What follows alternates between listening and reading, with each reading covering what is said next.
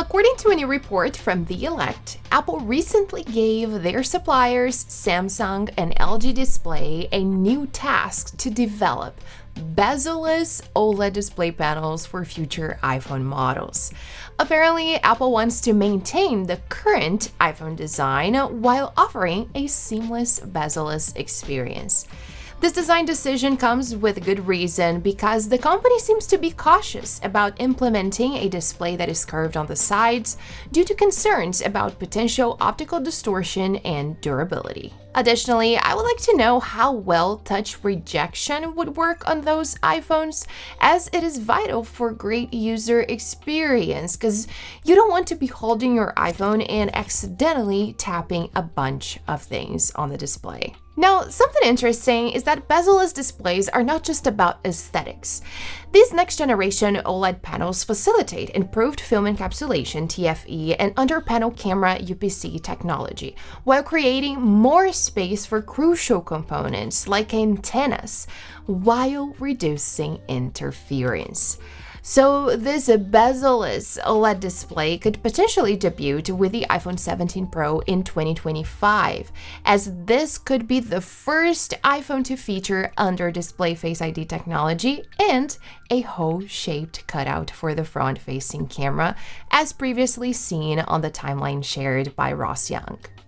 Apple is likely planning to reduce the iPhone's bezel over time until it achieves a completely bezel-less design. And this year, the iPhone 15 Pro and 15 Pro Max models are expected to showcase the thinnest bezels ever seen on a smartphone, measuring just 1.55 millimeters. So let's talk about the iPhone 15 lineup, especially pricing.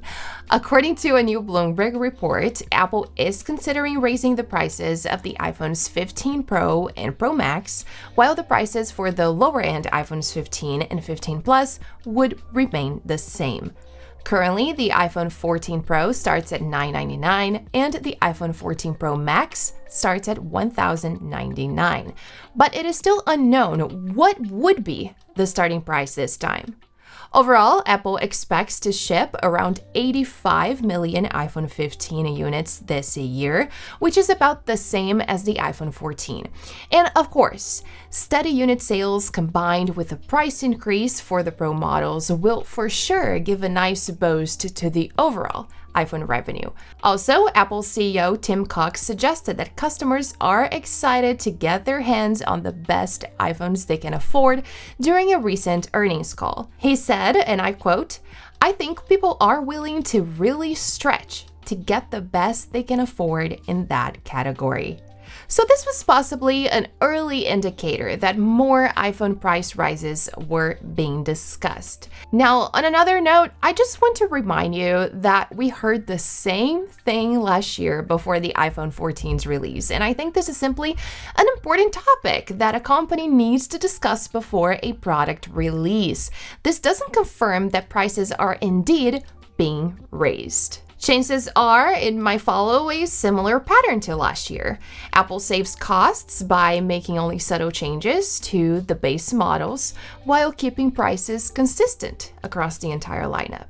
And if you're curious about new features, all iPhone 15 models are set to feature a USB-C port, ditching the Lightning connector for the first time after its introduction on 2012. The base models could also do away with the notch while receiving the dynamic island cutout design introduced with the iPhone 14 Pro. The Pro models are rumored to have a slick titanium frame and the latest generation A17 chip, produced using a 3nm process. The mute switch could be replaced with an action button on the side like the one seen on the Apple Watch Ultra, and the Pro Max could receive a new periscope lens, giving it a 6x optical zoom. And as I'm talking about cameras, according to a recent claim from the Twitter user RG Clouds, the iPhone 15 lineup is set to showcase a glass-plastic hybrid lens with an f1.7 aperture.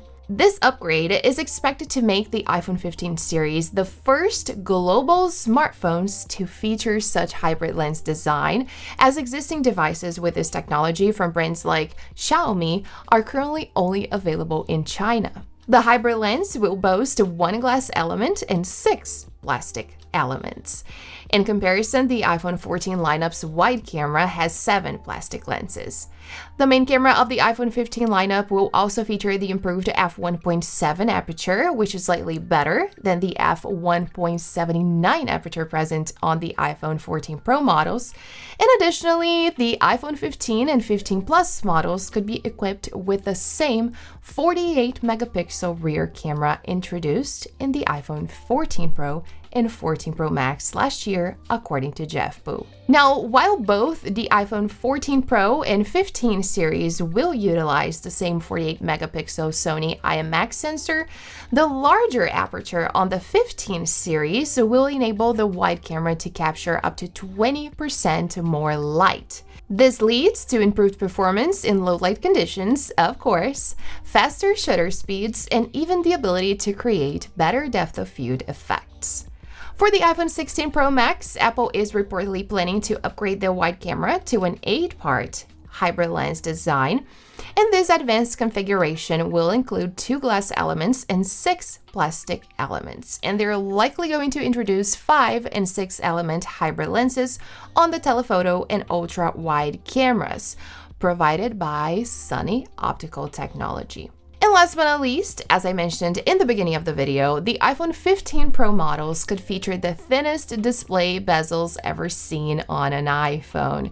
The information previously reported that the new thin border design had been posing production problems and could result in supply shortages at launch. However, and great news here, a recent Bloomberg report suggests a less dramatic conclusion, and the production issue will apparently be resolved within a couple of weeks and will not have noticeable impact in overall production. So Apple is likely still on track to announce the iPhone 15 lineup at their fall event, likely in September, as it is tradition. My guess is that Apple will schedule the event for September 12. I already posted a video about this here on the channel, so make sure to watch it in case you haven't seen it yet. And let me know your thoughts down below in the comments. And if you enjoyed today's video, make sure to give me a thumbs up and subscribe for more content like this one. Thanks for watching, and I'll see you guys next time.